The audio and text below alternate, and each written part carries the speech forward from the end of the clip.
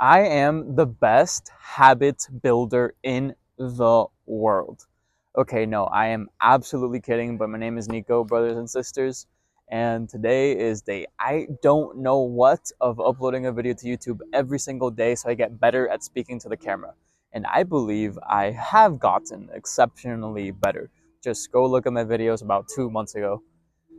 Whatever. The topic of this video is habits, more specifically, starting the hardest thing, or at least the thing the least amount of people do when starting a new endeavor or starting a new habit or embarking on a new journey towards a goal, is starting. Now, why is this the case? Well, it is really about everything in society: our phones, our parents, the education system, our friends, people around us. The reason we are the way that we are is because of the accumulation of everything that has happened in our lives, plus our genetics. Whether you deem genetics to be more important or upbringing, I don't want to argue that today. And it doesn't matter why it's so hard to start and create a new habit.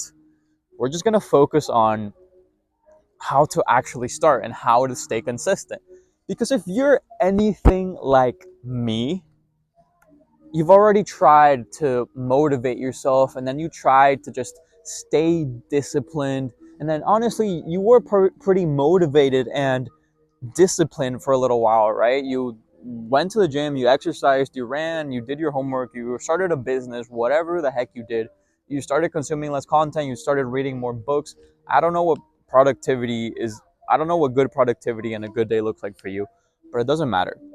Let me stop yapping for no reason. I think I did pretty well in my yapping practice that I used this video for. Let me tell you how to actually start. Okay, think of what you want to do. What do you want to do? Do you want to lose weight? Do you want to start a business? Do you want to start content creation? What is the very first step you have to take to start that? If you want to lose weight, I guess you have to eat less. So, what's the very first step to eating less? The literal first action step.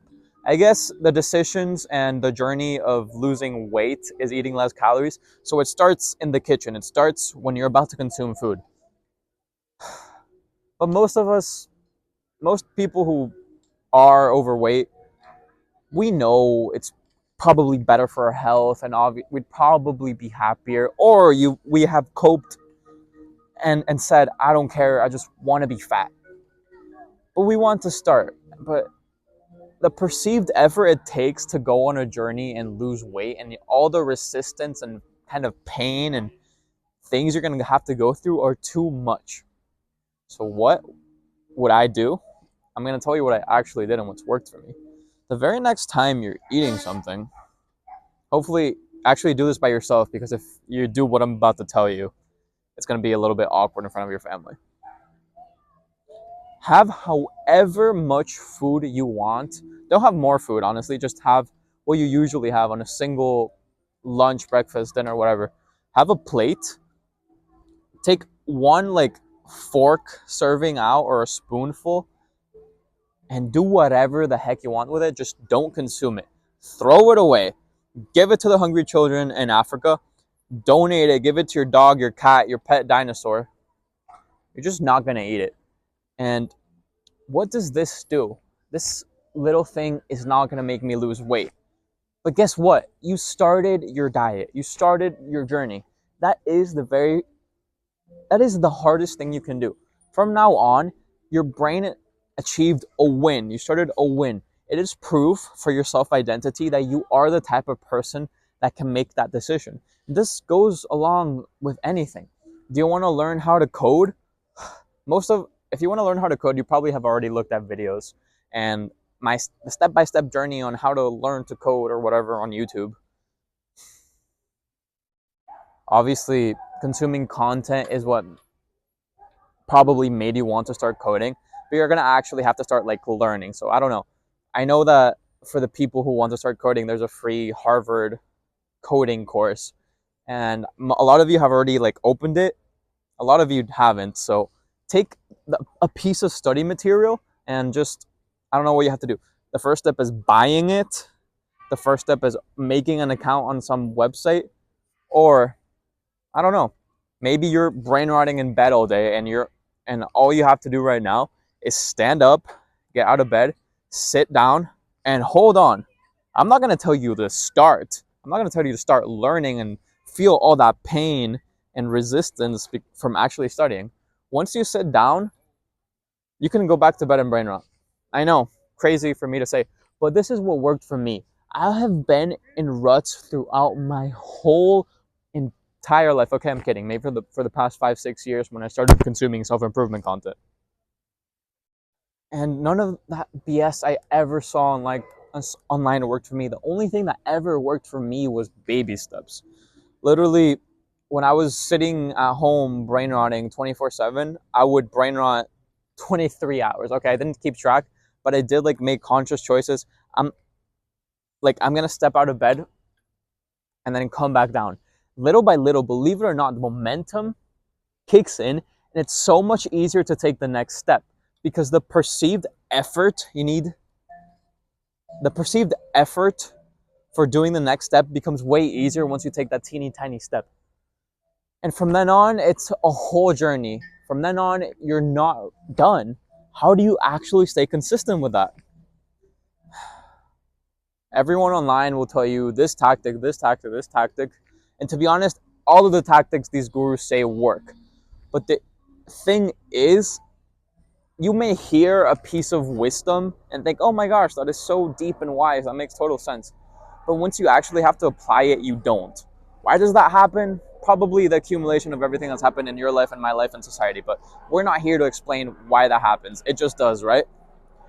So what I'm just trying to say, all these tactic works, and you're gonna have to implement them whenever a certain obstacle happens in your life. And there's going to be a bunch. That's why this whole thing is a journey, and you're going to fail, and who knows, maybe you're going to lose all your progress and you're going to have to restart in 2 years. I know that's not what you want to hear, but that's what happened to me. I kept implementing certain tactics that gurus tell me in productivity and Pomodoro effect and waking up at 3 a.m. and a bunch of stuff and having certain mindset shifts and trying to rewire my brain. And there's a lot. Heck, baby steps might not even work for you. A lot of you might have to feel so much pain from your current situation that you just want to change. But it's a journey. And my best mental framework is to just take the easiest tiny step that I can. I have to upload a video every day from now on TikTok and Instagram. These YouTube videos are super easy, by the way. I just set the camera down and yap. And that's proof I'm decently good at habit building. I've walked 10K steps every single day, and actually not every single day, but I average 10K steps every single day in 2025. I'm reading 50 pages of a book every single day. And that all started with me taking baby steps. And now I confidently,